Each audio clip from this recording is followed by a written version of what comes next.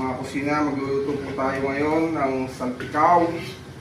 Po, kahit po muna natin ng konti ang mantika. Mantika muna. Magpa-fry po muna tayo ng bawang, garlic. Garlic mga kabayan.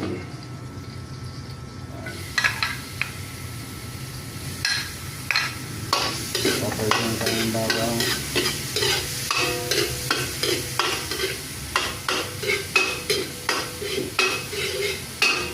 Bawang muna po yan. Pa-brown po natin yung bawang para makita natin. Pag brown na po yung kasi, separate natin uli.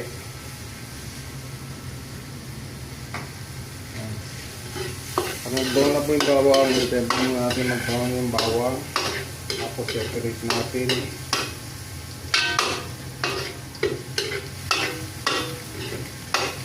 Alagay po natin yung mga pork toppings ng salpikaw. Ito ay beef salpikaw mga kabayan, mga kusina.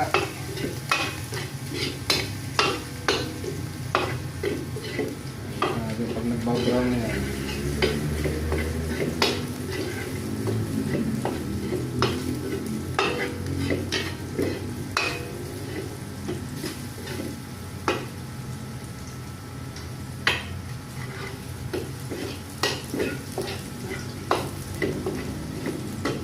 Lapit na po mag-brown mga kusina, makikita nyo. Pag nag-brown na po, magsiseparate tayo ng konti o toppings. Kaya naman po kasimpleng luto ang salpikaw. Tapos marinate na po yung beef nyo para mas mabilis po. Yun po, ito. Lalagay po tayo ng margarine or butter, kaya pong ginagamit yan. Ayan. Margarine.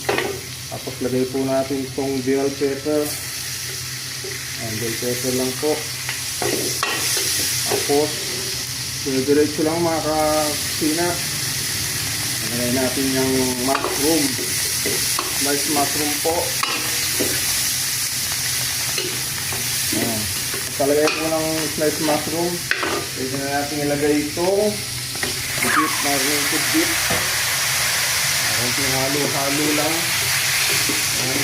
Ito po, lalagyan natin siya ng Worcestershire sauce. Yan. Pampalasa. Ayan, marinated na yan. Kaya mas mabilis lang po. Malambot po yung karne.